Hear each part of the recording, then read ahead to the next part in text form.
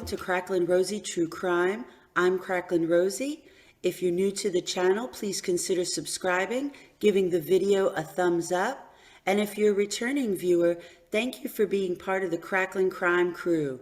Let's get started.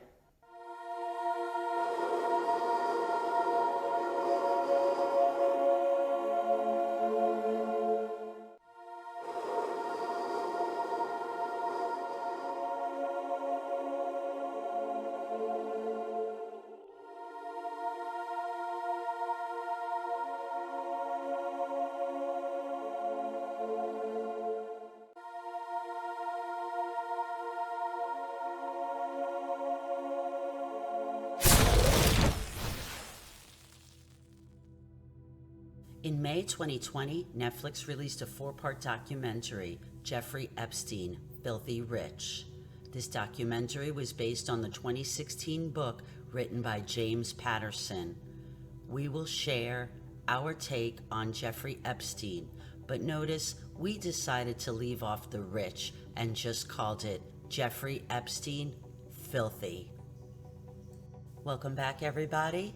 Today on Jeffrey Epstein, Filthy, we will cover the early years. For those who missed our trailer, we're going to cue that up for you right now. It does cover some basic facts in case you're not that familiar with the case. So hang on just one moment for me. Please be advised that this content is for mature audiences only.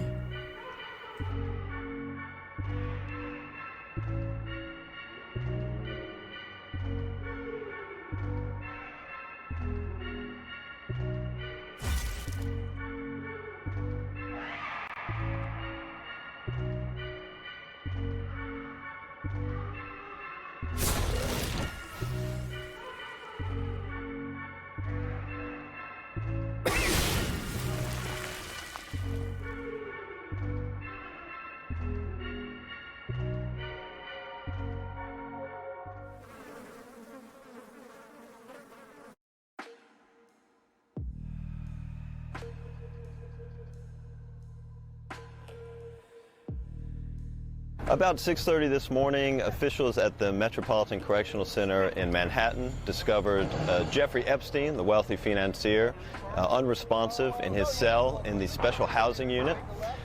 He was taken to a local hospital in Manhattan where he was pronounced dead. An autopsy is expected to be conducted later today. Attorney General William Barr in Washington issued a statement saying he was appalled that Epstein managed to commit suicide while in federal custody awaiting trial on sex trafficking and conspiracy charges.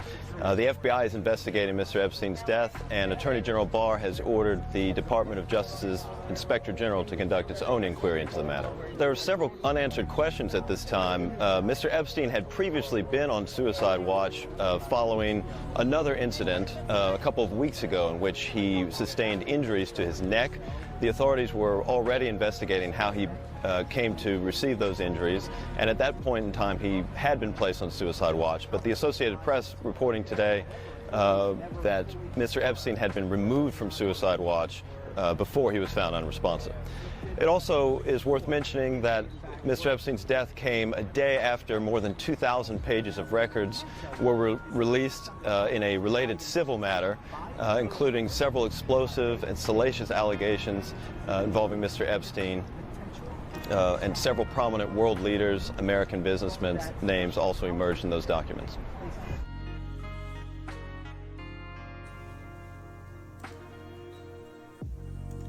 Jeffrey Edward Epstein, born January 20th, 1953, died August 10, 2019, of a mysterious suicide while incarcerated. He was an American financier and convicted sex offender.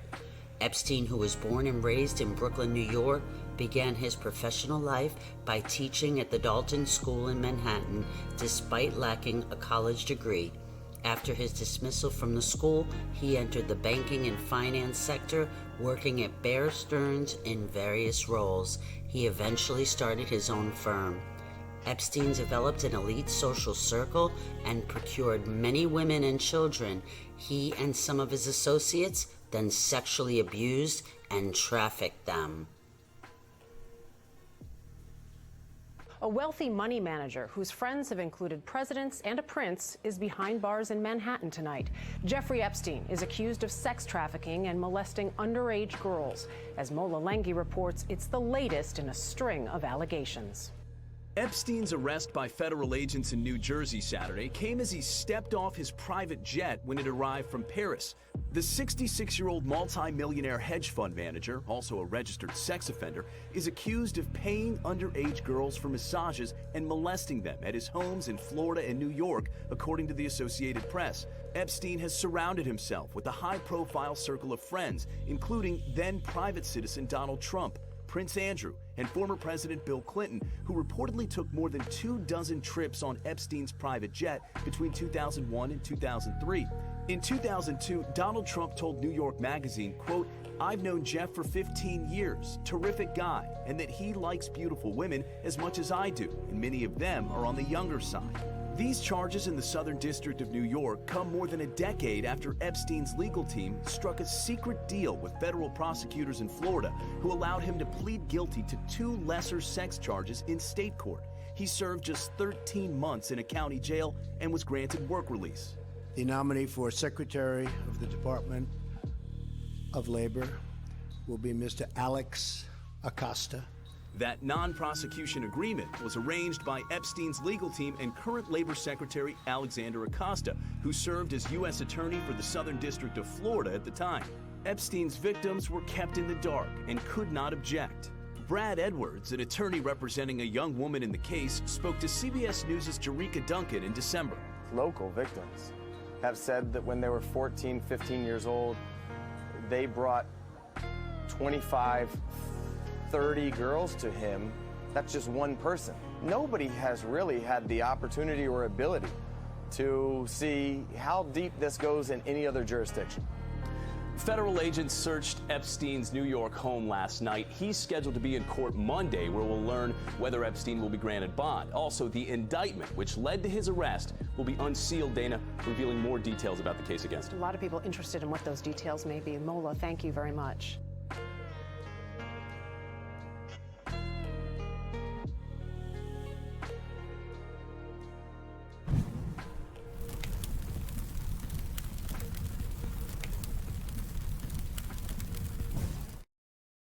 So let's jump back to Epstein's upbringing. We know that Epstein was born in '53 in the borough of Brooklyn, New York City. His parents, Pauline and Seymour Epstein, were a Jewish couple married in '52, and that was shortly before Jeffrey Epstein's birth. Pauline worked as a school aide and was a homemaker. Seymour worked for the New York City Department of Parks and Recreation as a groundskeeper and gardener. So you have a nice working class family, 2-parent income. I'm sure that if Pauline was a homemaker, she worked part-time perhaps. School aides usually get a few hours and then there's a break and then maybe a few more hours. So it's usually part-time work. Jeffrey was the oldest of 2 siblings. He and his brother Mark grew up in the working class neighborhood of Seagate, a private gated community in Coney Island, Brooklyn. So, according to societal standards, they're calling it a working class, which that is primarily what it is. But just so that you understand that section of Coney Island, in that demographic, the gated Seagate community at that time may have been considered locally more of a middle to upper income. Epstein attended local public schools, first attending Public School 188, that would be his grade school or grammar school, and then Mark Twain Junior High School, which was nearby the house. In '67, Epstein attended the National Music Camp at the Interlochen Center for the Arts, so that shows that there was a little extra income for extracurricular activities for the children. He began playing the piano when he was 5. So piano lessons cost money, and it doesn't mean that you came from an upper income family, but there had to be extra.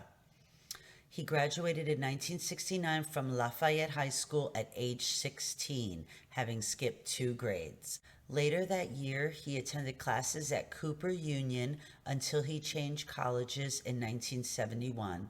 From September 71, he attended the Quran Institute of Mathematical Sciences at New York University, but he left without a degree in June 1974. Based on those basic facts and details, it doesn't appear to me that there were any red flags in Epstein's upbringing. I believe that his parents were hardworking and did try their best to provide a good life for the family. There were extras, piano lessons, and such, and they lived in a nice neighborhood in Coney Island. More modern research shows that old neighbors in the Seagate area considered Jeffrey Epstein a geek or a nerd. They said that the family was a nice family, they had a nice home, and the local kids from school called Jeffrey and his brother the quote-unquote rich kids because they lived in the gated community. So what do you think about Epstein's upbringing? Do you see any red flags? Have you stumbled upon any research that might show why he became what he became? Share it in the comments, please. Next, we'll be covering Epstein's early career and his tenure at Dalton. Epstein started working in September 1974 as a physics and mathematics teacher for teens at the Dalton School on the Upper East Side of Manhattan. Donald Barr, who served as the headmaster until June 74, was known to have made several unconventional recruitments at the time, although it is unclear whether he had a direct role in hiring Epstein. 3 months after Barr's departure, Epstein began to teach at the school despite his lack of credentials. Epstein allegedly showed inappropriate behavior toward underage students at the time. He became acquainted with Alan Greenberg, the chief executive officer of Bear Stearns, whose son and daughter were attending the school. Greenberg's daughter Lynn pointed to a parent-teacher conference where Epstein influenced another Dalton parent into advocating for him to Greenberg. In June 1976, after Epstein was dismissed from Dalton for poor performance, Greenberg offered him a job at Bear Stearns. So Epstein gets this cool teaching gig in a prestigious prep school in Manhattan despite having the proper credentials. The research shows that Barr probably had a hand in this. In some articles, former students describe Epstein as the cool teacher. He used to come in with fur coats and a gold chain and just very unconventional looking. And it's my belief that at this point is where Epstein starts entering in and getting a taste for being around young ladies or girls. Also, that slick hustler side of him begins to come out. I mean, here he gets this great job and he doesn't have the proper education for it, even though we know he was smart. He skipped 2 grades in school. We know he was a smart guy.